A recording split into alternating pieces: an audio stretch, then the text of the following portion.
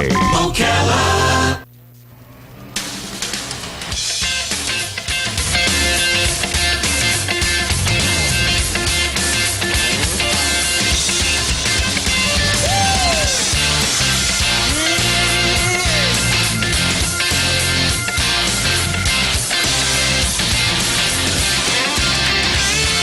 All right, 5 minutes after 10 o'clock, it's time to talk about your automobile. This is Auto Repair with Personal Care. Matt Gibbs is your host. He's the owner of Sunrise Automotive. And the phone number to call Matt is the WOCA Climate Control Source Hotline, 352-622-9622 is the phone number. Good morning, Matt. How you doing? Good, Larry. How are you? Pretty good. Do you like the video games, the car simulator, race car video games? Sometimes. Tony Stewart's coming on tomorrow, by the way. He's coming on here? Yeah. Oh. He's coming into the studio. Oh. Isn't it tomorrow, Robin? I don't know what it is. I think it's tomorrow. Yeah. So I might have to stop by and say hi to everybody tomorrow. Bring some donuts or something. yeah, just I think there's even a police thing to, I guess, keep the fans away or something. Huh. So there was a story in online somewhere about this guy who went with his grandson to some like Best Buy kind of a store, and they had this video game set up, this race car game, and Grandpa sat down and to drive it, and he wouldn't pass anybody. He stayed 45 miles per hour the whole time. Did you see that story? No. It was kind of funny because I guess he thought it was a driving simulator, and you get points by, obeying the rules. Wow. Yeah, so it was kind of funny. I did get to. I actually got to. It was pretty neat. I got to drive Jimmy Johnson's car at Daytona. I got 24 laps at Daytona. How fast did you get? They would only let you go 160 miles an hour. Only. But you have an instructor in front of you in a car in front of you. And he came over and told us, on the last, we did 3 eight-lap sessions, and on the last lap, he said, you always race to the checker flag. He really emphasized, you always race to the checker flag. And I remember when we came out of turn 1, I saw some sparks and smoke come out of the left rear of his car, and he was hunkering down. So that was the cue to. They didn't record your time on the last lap, so they let you push it a little bit above. Really? Yeah, it was. Did you have some kind of special privilege, or is that something anybody can do? Anybody can do it. I actually, if you just want to pay the money, I got invited to do it through our auto parts supplier. Is who arranged it. Wow, that's cool. Yeah. Robert, is tomorrow the day Tony Stewart comes in? Yeah. He comes in here, right? 10 o'clock. You want to be here? Yeah. Yeah, I do. Do those cars, in order to race, do they still have carburetors in those cars? Well, actually, NASCAR now is going to fuel injection. They are. They are going to fuel injection, which to me makes perfect sense. Now they'll have onboard computers. Depending on where they're racing, with carburation, let's say you're racing in very humid conditions, you have to change jetting, and there's a lot of technical engineering and whatnot that goes into these things. So now with fuel injection, instead of having to go in and mechanically change this device, they can actually change the programming of the software to make fuel different, timing different. They'll be able to go in there and really get these cars to be more efficient. And it probably, I haven't really been watching NASCAR that like I've been in past, just because of how busy we are. But fuel economy, that's a big deal in a lot of the races. A lot of times it's not the fastest guy that won, it's the smartest guy that won. So this is going to help create a whole new element to the whole racing scene. Is the reason they're only now switching over to it because they were reluctant for some reason? I don't really know. I never had a chance to really sit down and talk to these guys and say, why didn't you guys do this? I know. Like I'm a lot more familiar in the motocross, in the motorcycle world. Right. You know, a lot of the motorcycles have gone to fuel injection. You can map these things. You have little scanners, and you can plug into them, and you can download stuff and give it more horsepower. Or sometimes you want to take away horsepower when it comes to motocross racing, depending on the size of the track and what you want to take it away, because you can actually go faster if you make the motor go slower. Yeah, it's over my head. I don't understand that. It's really crazy. Do you know what? This is a kind of a side discussion based on something I saw. I saw a truck covered with mud. Now, I know what they do. They drive through the mud. But I had a question about this whole thing. I don't know if you can answer it or if it even applies to what you do. But, you know, everything has certain levels of expertise. Absolutely. I mean, you got the new guy, and you got the guy who's been doing it for years, and this is the expert. Does that apply to trucks in mud? Absolutely. Really? Absolutely. Now, what would I've never driven I've driven through the mud, but I've never done that. What could I possibly get wrong? Well, just the way you operate the gas and the clutch. You know what I'm saying? I haven't really been in the What's the idea? The idea is to cover it with mud? No, the idea is to go a distance in the mud. Oh. Who can get the furthest in the mud? Oh, I didn't know that. Okay, now it makes more sense. You see what I'm saying? And the way you drive the vehicle determines whether or not you stop right there at the start line, or if you can get through the obstacle, which is the mud hole. All right, now it hasn't rained in a long time, and I saw this guy yesterday. So what do they do? Make their own mud? Yeah. Yeah, they bring out water trucks. You know, like we had them at the motocross track. You know, they have water trucks that would, you know, after so many races, if it's real dry, they'll go out and wet the track. Have you done this? Driven in the mud? Oh yeah. You keep your windows up? Well, it depends. It depends on what kind of truck you're driving in and how much fun you really want to have. And do you keep it muddy so that when you're driving around town, people will say, "Oh man, that guy's good"? No, you don't. But this guy was muddy. I mean, driving around by McDonald's. Well, we'll just associate that to being that's one of them redneck things. It's like a badge of honor.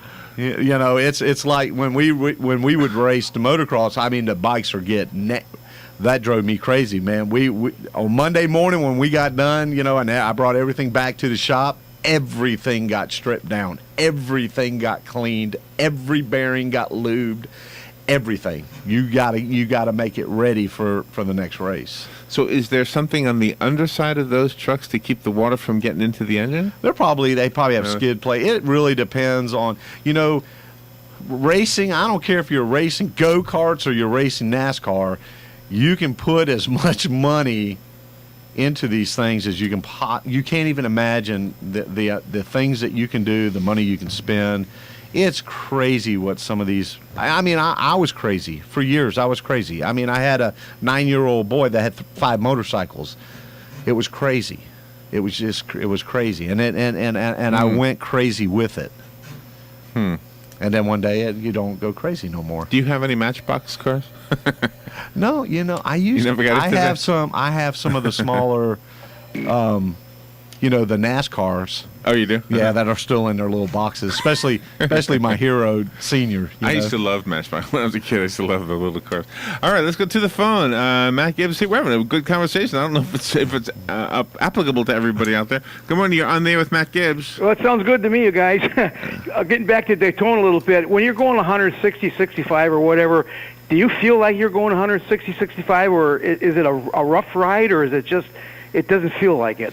You know, it's really crazy because when you feel like you're going 160 miles an hour, it's really crazy, and it's hard to describe. But even the straightaways are banked like 17 degrees in the straightaways. And when you're going down the front straightaway, going into turn 1, you just see it's a wall. Really? You just see a wall in front of you. Oh, my goodness. You know, it looks like there's a building in front of you, and yet the car goes up the building. It's really weird to describe, but I will say this.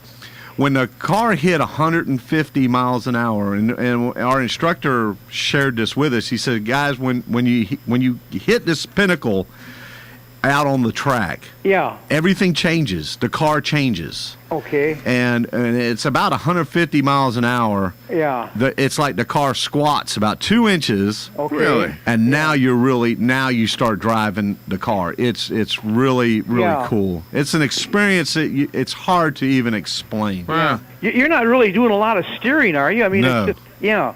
No. And then can you feel the rear end kind of waving a little bit once in a while? No, that thing sticks right to the track. I'll tell does, you, huh? it sticks down like. But I tell you one thing, in that whole experience, I gained a whole new respect Yeah. for them guys because there was 2 of us out there. There was me Yeah. and instructor on one half of the track. There was 4 cars out there at a time. Yeah. And to stop, and I'm driving, and this happened to me on my second session. Yeah. And I just visualized 43 other cars Okay. going bumper to bumper Yeah, holy at mackerel. 160 miles an Oh, hour. wow. Yeah. Yeah. You just can't. Yeah. You can't describe that feeling. Yeah. Are those guys, when they're racing, are they going flat out? I mean, the turns kind of automatically slow them a little bit, right? No, at Daytona's Talladega, the super speedways. Yeah. They never let their foot off the gas. Oh, my God. Never. Yeah. Wow. Yeah. Wow. Yeah. Unreal. What is your favorite NASCAR track? Well, I have to say my favorite race is the 500, is the Daytona 500. That's Yeah, yeah. that's the granddaddy of them all. Yeah. And then my favorite short track is Bristol. Oh, yeah. I yeah. love watching them guys at Bristol. Yeah. Yeah. Is that a mile and a half or a mile? I think that's a mile track. Yeah, mile. Yeah, I love the mile and a half tracks. I think they're great. You know, Yeah. they get the speed, and and there seems to be a lot of good competition on those tracks. So, okay, well, it was nice talking to you. Maybe we'll see you in a stock car one of these days. Not me. You might Not see you. my son, but you ain't gonna see me one. Not even hiding in the back seat, huh? They don't even have a back seat. No, I know. Yeah. Okay, nice talking. Thank Thank you, buddy. Yeah, bye. By the way, are you a fan of NASCAR on radio? Just I know it's a radio question, but Am I? No. Well, No. I am if I can't get to a TV. because when I was young in radio, that was pretty much my job. I'd come in on the weekends and just work the NASCAR thing. And when I first found out I was going to do this, I was like, oh my goodness, how boring is this going to be? But it wasn't, and it was an eye opener because listening to play-by-play and other sports announcers. NASCAR radio is unbelievable. Yeah. I mean, they're as skilled as the drivers themselves Yeah. at what they're doing and how they can get you to see it with their words. All right, let's go back to the phone. Good morning. You're on there with Matt Gibbs. Good morning, Matt. This is Bob calling. I have a Bob. question for you. Okay. Last week, my wife and I were driving down Route 200, and this Prius, this Toyota Prius, passed us, and it had a generator on the back bumper rigged up.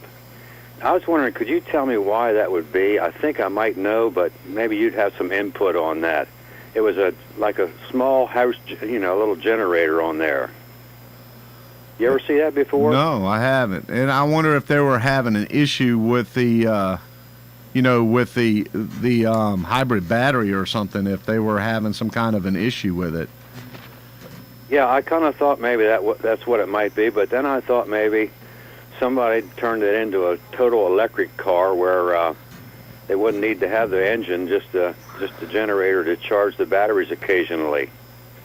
I didn't know. I thought I'd call you. Maybe you have some. No, I'd like to see. So it's the person out there driving around in a Prius with the generator on the back, stop by. I want to know what's going on. Okay, that's all I had. I thank you for the show. Thank you. Bye. Now I saw a vehicle I think it was a Volkswagen bus or a van, whatever you call them, and it had like a window air conditioning unit. Did you see that? I've seen it before.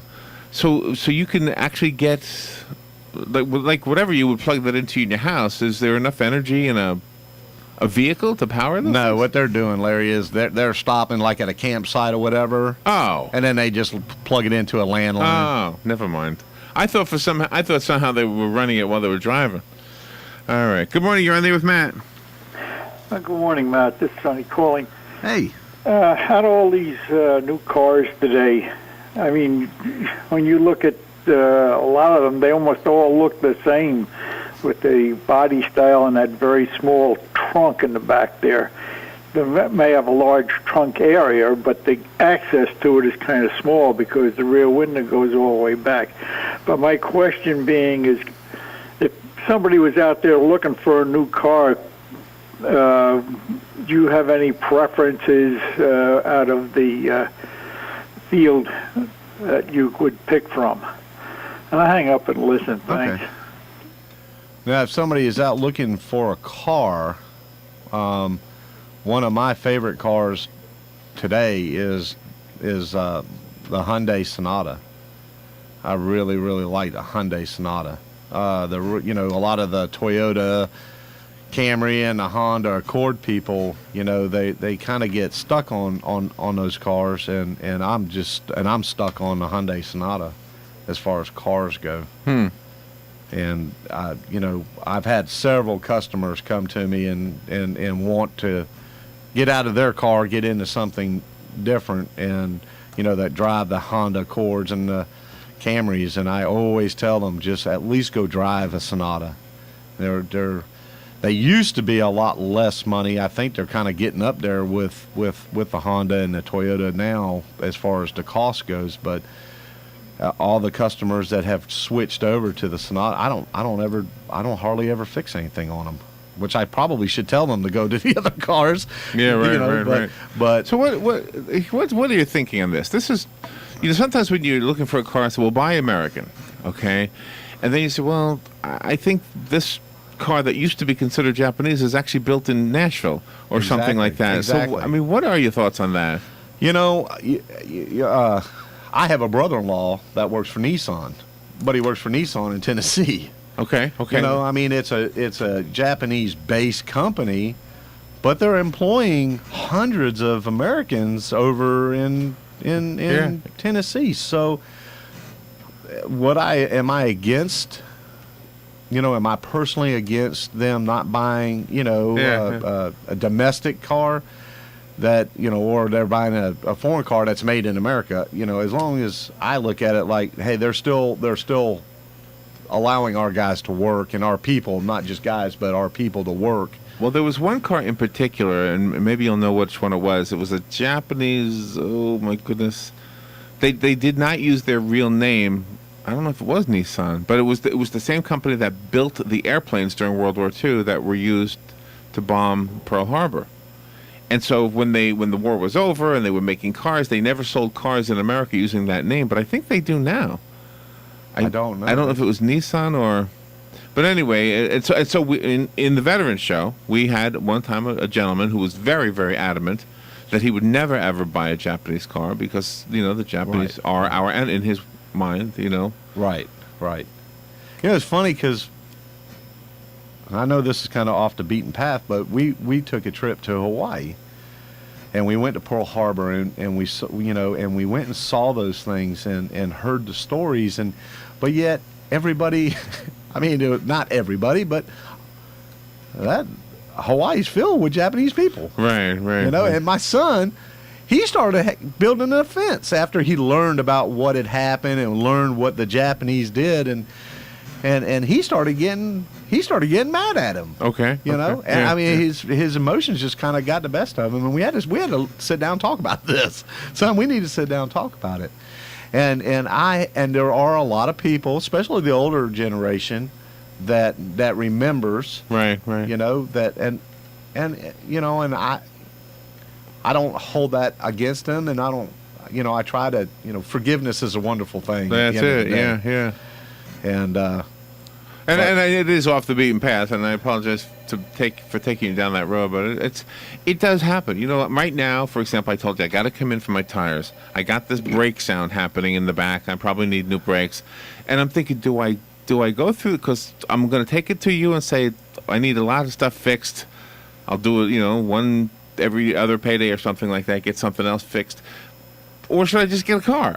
Right. I'm at that point, and I don't want to. Well, what you should do is bring it in. Let us do an evaluation. I created. We call it a PDI. It's a pre-delivery inspection that we do for dealers in town. Right. But I offered the same service for customers if they're out looking at a car, a used car, and they don't know about it. bring it to us. We go through it, and we do an evaluation, and we'll look and see what the car really needs. Okay, and then you can make a decision based on seeing the whole picture. Not just because you know that you need tires and you feel like there's something wrong with the brakes. Right. Let's find out exactly what the car needs from bumper to bumper, and then you can sit down and say, do I want to spend this much money on this car, or is it time now to trade into something else? Yeah. Sometimes it's better to trade into something else. Sometimes it's better to Hang on to it. it. Yeah. All right, let's go back to the phone. Good morning. You're on the air.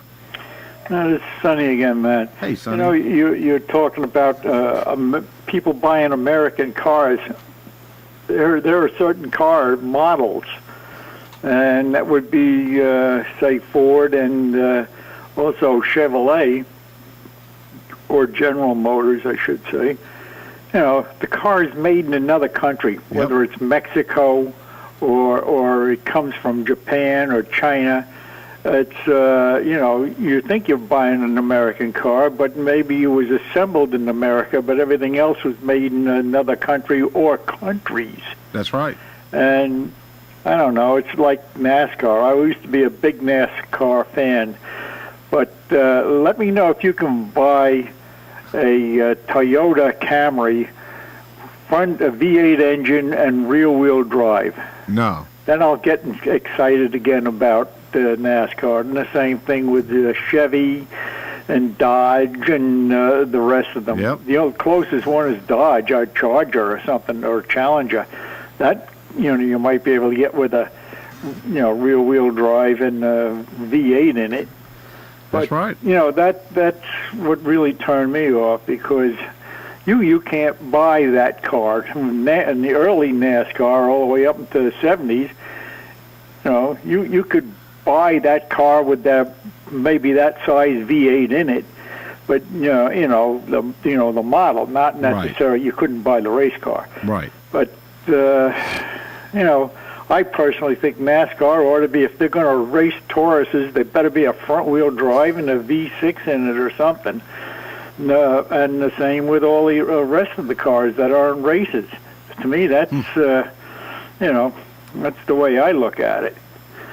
But then again, today all the cars have to be so correct and precise. I mean, the only difference is the driver driving the car. That's right. And you know, it's taken a lot of the fun out of NASCAR for me.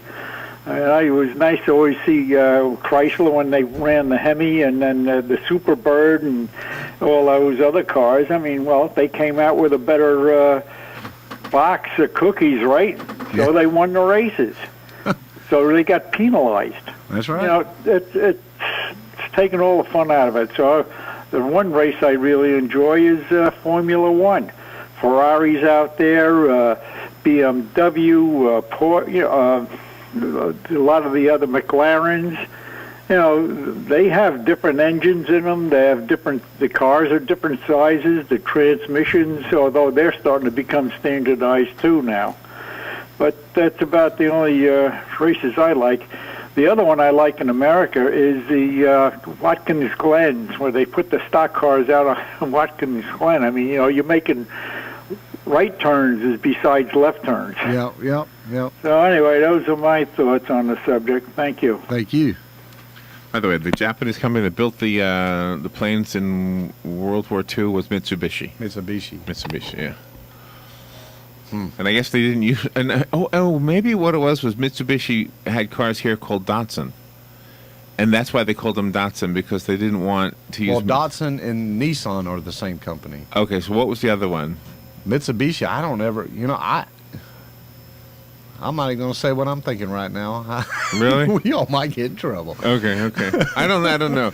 But I remember reading the story that the company that made the attack airplanes also makes cars, and it's a familiar name. Mitsubishi is a familiar name.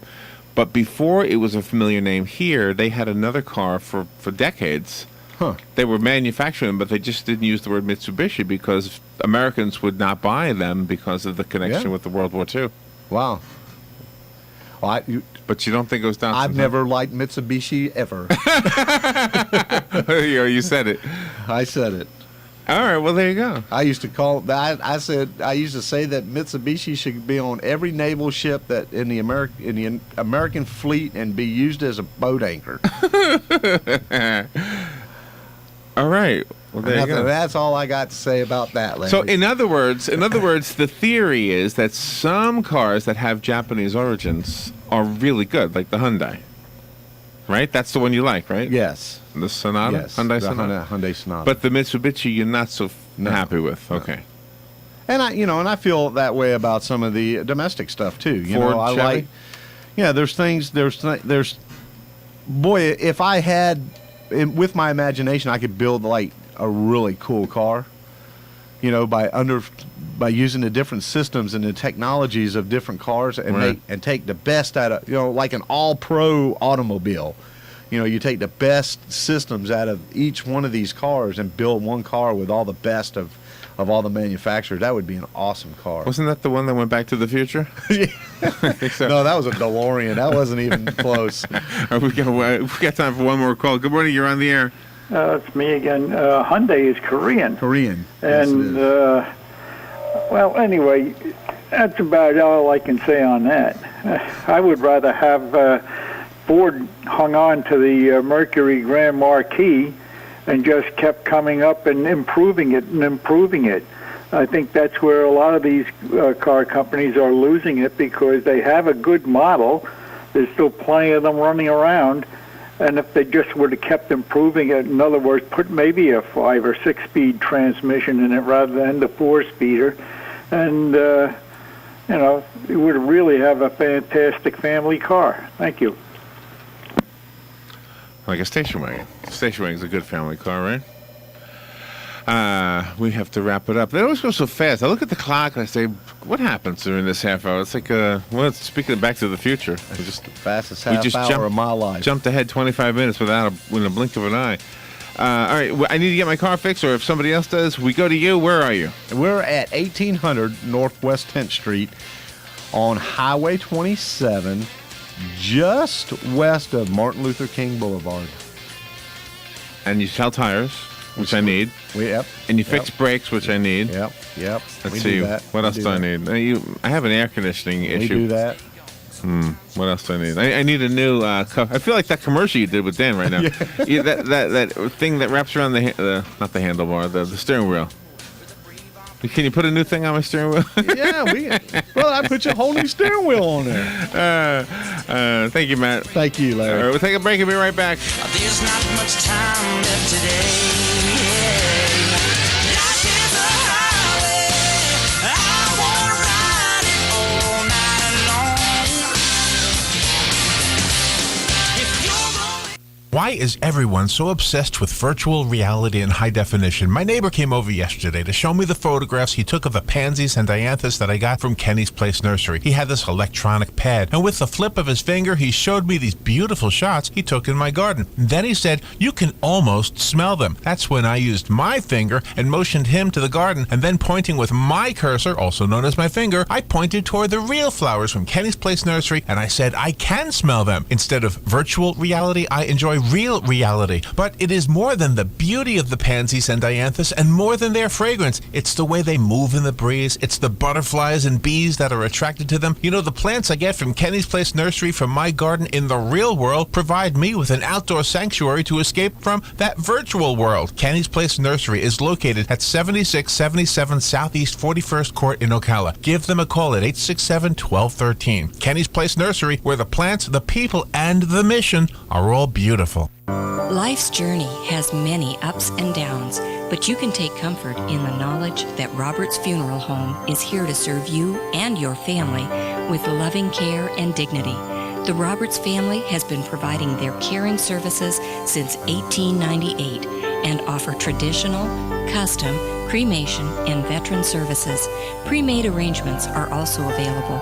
Roberts Funeral Homes. Great funeral homes serve great people. Hi, this is John Sotomayor, Executive Editor of Ocala Magazine, here to tell you that Ocala Magazine now has its very own radio show, and it's right here on WOCA The Source. Tune in every Friday at 9:30 a.m. when we bring the pages of Ocala Magazine to life. We'll be covering the latest stories that impact your world right here in Ocala. Be sure to tune in every Friday at 9:30 a.m. for Ocala Magazine Radio, right here on WOCA 1370 a.m. and 96.3 FM, The Source. Cookies, cookies, cookies, cookies. When you want something special and fun for